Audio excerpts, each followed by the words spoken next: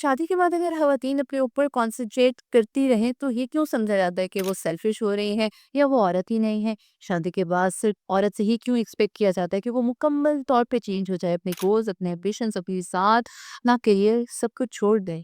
आखिर क्यों? This is not a marriage, this is psychological suffocation.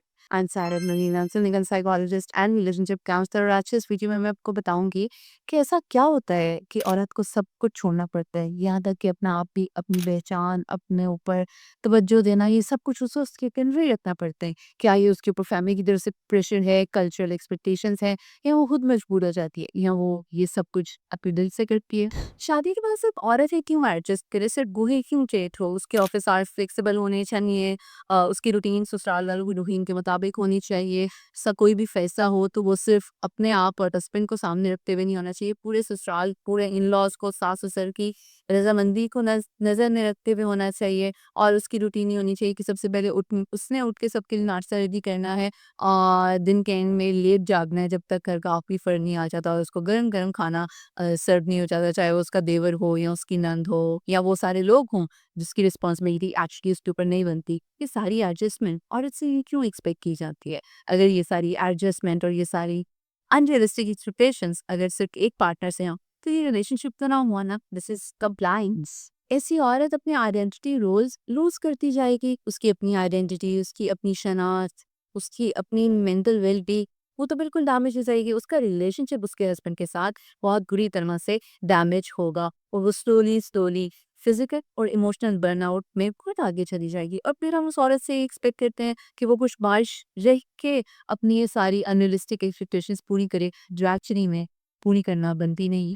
अच्छा, हमारे यहाँ पाकिस्तान में अगर औरत सेल्फ के ऊपर फोकस करना शुरू कर दे, लेट्स सपोज एक फेशियल ही करवा लेती है, थोड़ा सा आराम का टाइम अपने लिए निकाल ले या थेरेपी सेशंस लेने चले जाए, कुछ फ्रेंड्स के साथ हैंग आउट कर ले, तो कहा जाता है कि इतनी फ्री हो तुम, घर वालों का क्या होता होगा, तुम्हारा घर कैसे चलता है, तुम सिर्फ अपने लिए जीती हो क्या? ये क्या है? ये तो इमोशनल मैनिपुलेशन है। इमोशनल मैनिपुलेशन की वजह से औरत अपने आप को गिल्ट में डाल लेती है और इस कांस्टेंट गिल्ट की वजह से वो अपने राइट को पहचान ही नहीं पाती कि वो भी खुश रह सकती है, वो अपने लिए भी जी सकती है। और इससे पता है क्या होता है? उसकी सेल्फ वर्थ कोलैप्स हो जाती है और वो अपने आप को उस लेवल पे नहीं देख पाती जो वो अपने ऊपर तवज्जो दे के या अपने आप को प्रायोरिटाइज करके पहले अपनी सेल्फ वर्थ को इवेल्युएट कर रही थी। और सेल्फ वर्थ के इस कोलैप्स और सारे डैमेज में वो पहले तो जीना ही भूल जाती है और वो सिर्फ दूसरों की नीड्स, वांट्स और एक्सपेक्टेशंस के लिए सर्वाइव कर रही होती है। फिर यहाँ पे उसकी इमोशनल हेल्थ और डिक्लाइन होना शुरू हो जाती है। शादी के बहुत साल बाद बहुत सी फीमेल्स को लगता है कि हम इस घर में तो हैं, लेकिन हम एक्चुअली में नहीं। थेरेपी सेशंस में आने वाली वो खवातीन जिनकी शादियों को आई थिंक 5 to 10 ईयर्स गुजर जाते हैं, तो उनको लगता है कि उनकी घर में प्रेफरेंसेस को फोकस ही नहीं किया जाता।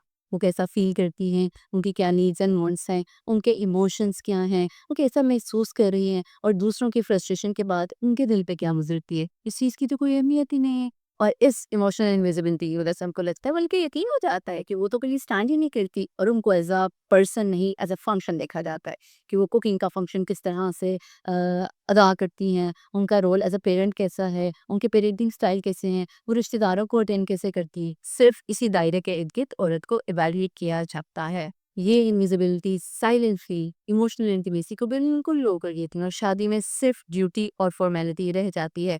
और आप भी कमेंट सेक्शन में बताएं मुझे कि जिस शादी में सिर्फ फॉर्मेलिटी, ड्यूटी और अपना रोल अदा करना रह जाए, तो वो शादी क्या अच्छी तरीके से चल सकती है? या अगर आपकी शादी इस पॉइंट पे है कि क्या वो अच्छी जा रही? क्या आप दिल से मुतमईन हैं या नहीं?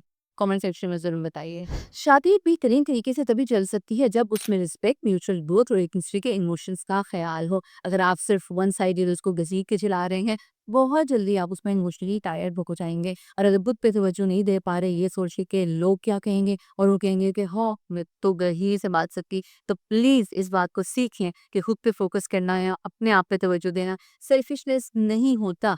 नो कहना और अपनी उन रिस्पॉन्सिबिलिटीज़ के बारे में लोगों को ये बताना कि वो चीज़ हमारी रिस्पॉन्सिबिलिटी नहीं है, ये डिसरिस्पेक्टफुल भी नहीं होता। और अगर आप अपने आप को लेट डाउन करके दूसरों के सामने अच्छी वाइफ़ या अच्छी बहू प्रूव करना चाह रहे हो, करें, अपनी रिस्पॉन्सिबिलिटी ज़रूर पूरी तरह से अदा करें। लेकिन जहाँ पे आप अपनी ज़ात को बहुत नीचे रख रहे हो, बहुत लेट डाउन कर रहे हो, वहाँ से वापस आ जाइए। Because if you will lose yourself तो फिर और कुछ गेन नहीं कर पाएँगी आप।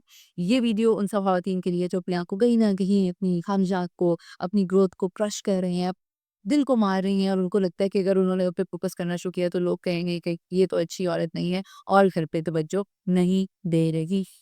इन्हीं टॉपिक से नेक्स्ट वीडियोज़ आती रहेंगी, मेंटल हेल्थ पे, रिलेशनशिप्स पे, जॉइंट फैमिली सिस्टम और ये जो ह्यू सारे डायनामिक्स हैं जिसकी वजह से मेंटल हेल्थ खराब होती है। तो उसके लिए अभी क्या करना है, मेरे चैनल को सब्सक्राइब करना है, बेल आइकन पे क्लिक करना है और अपना बहुत ज़्यादा ख्याल रखना है और वीडियो उसके साथ ज़रूर शेयर करनी है जो आपकी दोस्त आपसे फ़ोन पे सारे रोमे होती।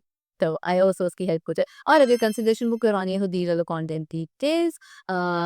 टेक केयर, अल्लाह हाफ़िज़।